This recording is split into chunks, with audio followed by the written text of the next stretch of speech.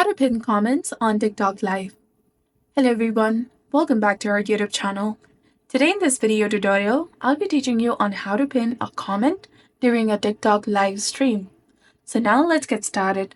First of all, you have to make sure that you've installed the latest version of TikTok application on your mobile device and you're also logged in with your specific account.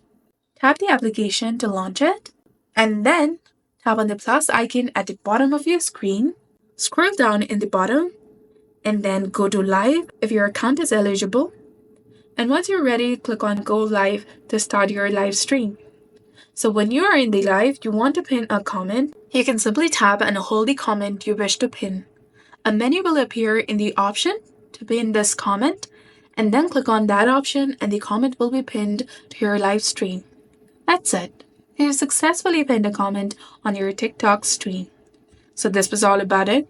If you found this guide helpful, please consider leaving a like and subscribing to our channel.